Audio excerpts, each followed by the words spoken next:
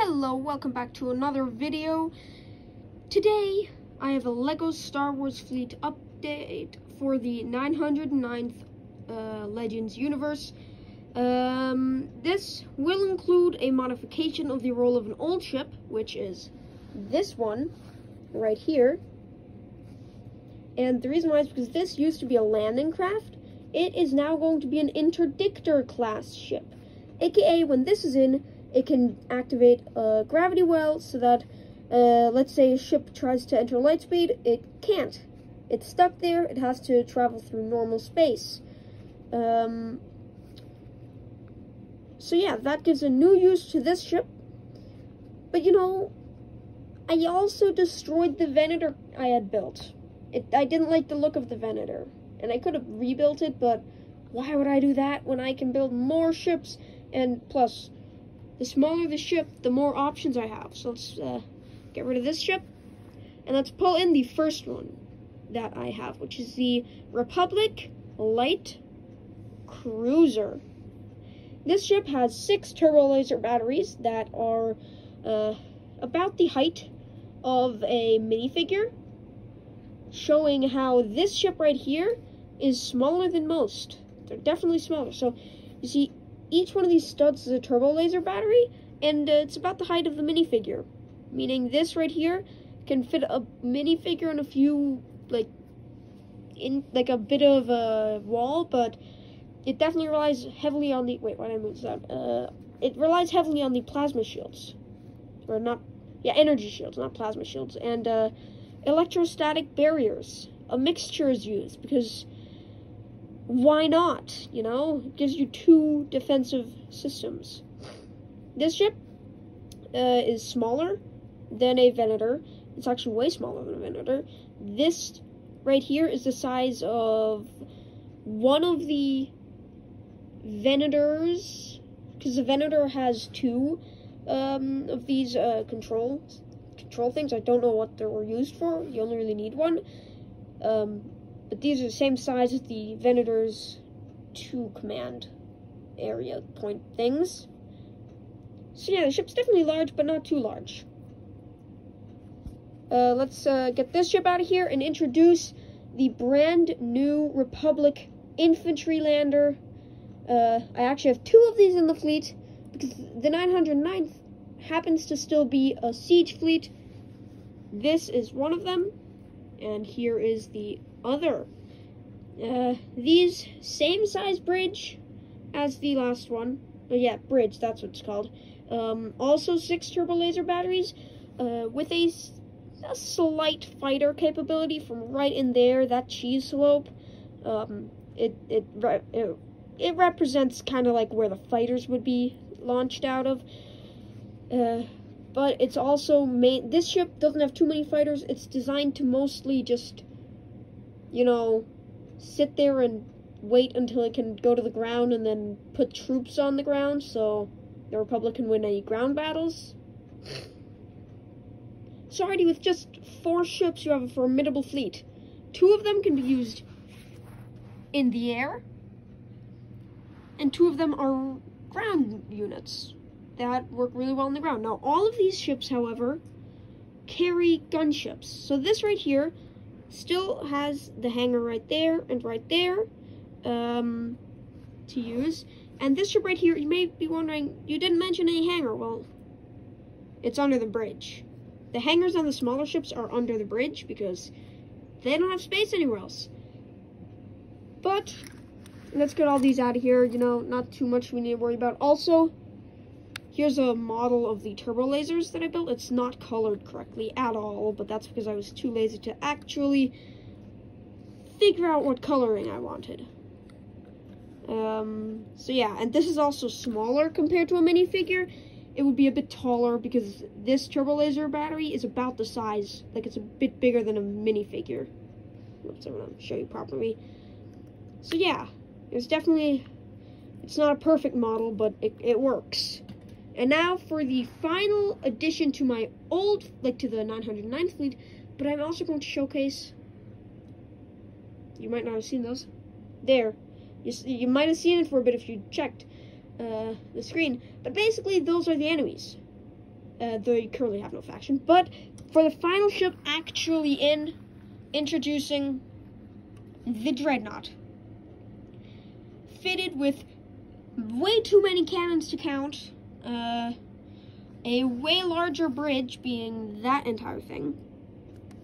And 2 different types of hangar bays.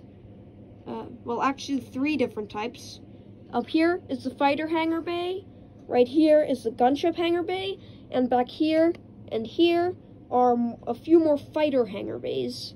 But these are actually the repair stations. So those are mostly used for repairs on this ship. Whilst the 2 main hangars are the ones in the front. This ship is very big. Let me just put this right there, and then here is the Republic attack cruiser. The first ship I showed, well, the second one actually. Size comparison is immense. Now, one thing that I had an idea of, what if I have it go like this? I just haven't been able to figure out how I want this to fit yet, and it doesn't really, latch in any way. That would be cool if I could have the smaller ship kind of hook into the larger ship. But now, done with the Republic ships that I've added to the fleet. Also, yeah, we have lost the Venator because had I not taken that apart, these 3 would not exist, and parts of this ship were also in the Venator. Specifically that one tiny piece right there. And a few others. But mainly that piece, because I don't have too many of them. Let's get the Republic out of here for now. And let's pull in the enemy ships. So, the enemy has 2 ship types. Let me just pull all of them into view for you. It's got 2 ship types.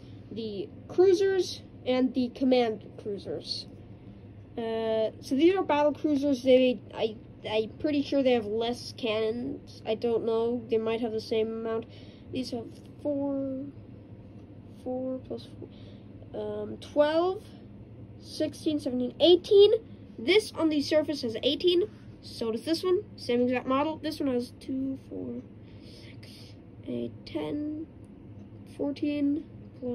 This is 20 on the surface. So this one has more cannons on the surface. But these utilize only these hangar bays in the back, because there's no other hangars anywhere on this ship. Even under the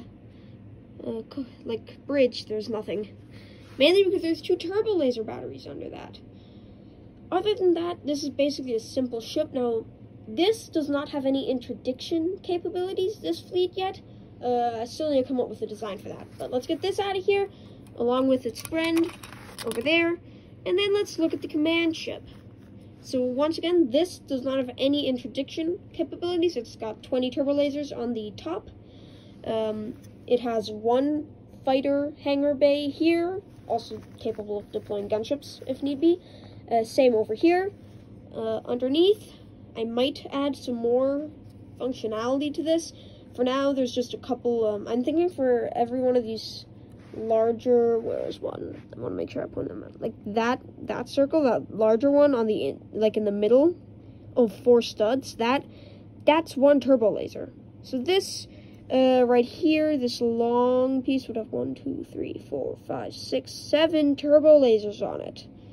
It could have 8, but I don't want it to have that many because these ships, they're not supposed to bombard the Earth. But once again, up here you can see there's that with the hangar. The connection is different on all of them. Here, it's only a 2x2 area connecting the bridge piece. For these right here, if I can release it, it is a 2x2 plus a 1x2 zone that is hooking it up to the bridge. Like, that's hooking the bridge to the main ship. And here, this is the most unique.